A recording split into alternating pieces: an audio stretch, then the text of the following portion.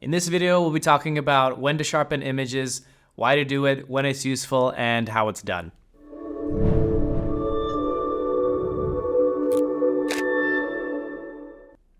Howdy everyone, hope you're doing well. In this video, we're going to be covering over how to sharpen images, why it's useful, what's the best way to go about it, and most importantly, how to make it look good. Sharpening means increasing the micro contrast at the edges where light and dark pixels meet. And if you want to sharpen an image, we're going to need those edges to exist and be sufficiently sharp enough to take advantage of them. So if we have a blurry photo to start out with, it's not going to be possible to fix it. And if we do try to fix it, it's going to look kind of fake or unrealistic. So it's not a good example to use. Well, sharpening a photo is going to be useful for drawing attention to certain details in a photo, like the eyes or lips, or if you want to bring out a certain part of the photo, like the architecture or a reflection of the subject's eyes. In other words, sharpening is used to make photos simply look better. Which brings us to our next question. Why sharpen images at all? Okay, so each medium handles images differently, and it's important to know why you're sharpening the image. Sharpening or increasing an image micro contrast has a different effect on monitors with 100 to 300 ppi or pixels per inch, and a different effect on prints, where you usually print at 300 dpi, which is dots per inch. Due to image density, increasing micro contrast has a different effect on a monitor than it does on an actual printed physical image. Now that we know what sharpening is and what it means, let's take a look at how we can perform the task in the develop module. Now, you can sharpen the entire photo or you can sharpen locally, depending on the type of photo you're editing and what you want to achieve. If you're going to be editing a big landscape photo, most likely you're going to want to edit the entire thing. But if we're editing, say, a portrait, then there's probably going to be very specific areas that you want to target and sharpen. Okay, so let's start with overall sharpening. For this, you just need one function, sharpness, which is almost at the very bottom of the develop module here. I should add that when sharpening, it's best to keep the zoom at 100% because at greater zoom, you might see the micro contrast in a completely different way, and it's much easier to over sharpen the photo when viewing your photograph at such an increased zoom rate. So for this video, I'm actually gonna work at a slightly higher zoom just so you can see the changes in sharpness, but it's not the actual zoom we recommend that you work in. Let's finally get to editing.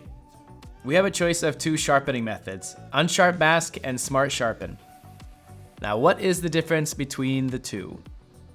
So the unsharp mask has its roots in film camera technology and is developed specifically for sharpening photographs because it treats all of our edges as the exact same thing.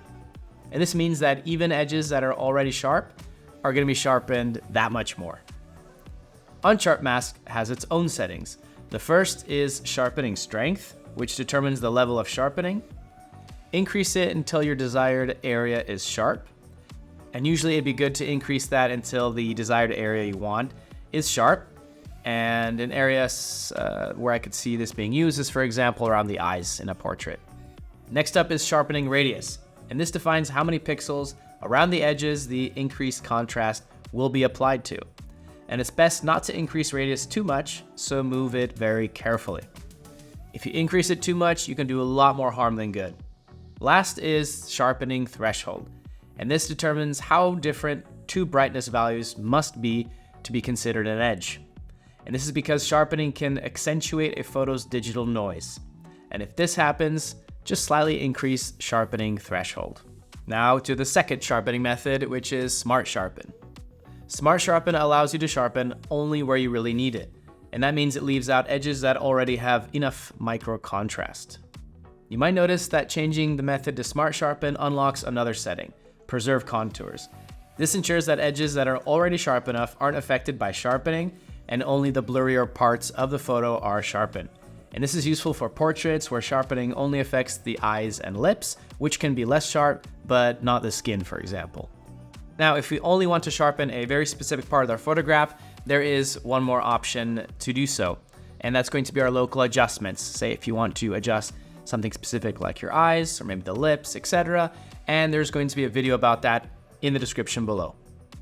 This method is much more common because you usually want to sharpen only a specific part of the photo. Use the filter brush or keyboard shortcut B and select the area that you want to sharpen, like the eyes. Then just move the unsharp correction slider until you're happy with the sharpness that you have.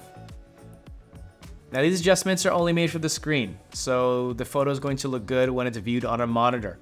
However, if we print, then the sharpening option here under export is going to help us. When we click on export and scroll down, we can clearly see the option to sharpen, and here we can set sharpening for either screens or if it's going to be something printed. That's it from me. Hope this was useful as usual. Let us know what you think below, what subjects interest you and what our future videos should be. And until then, make sure you hit subscribe, thumbs up. Look forward to seeing the next video. Take care. Ciao.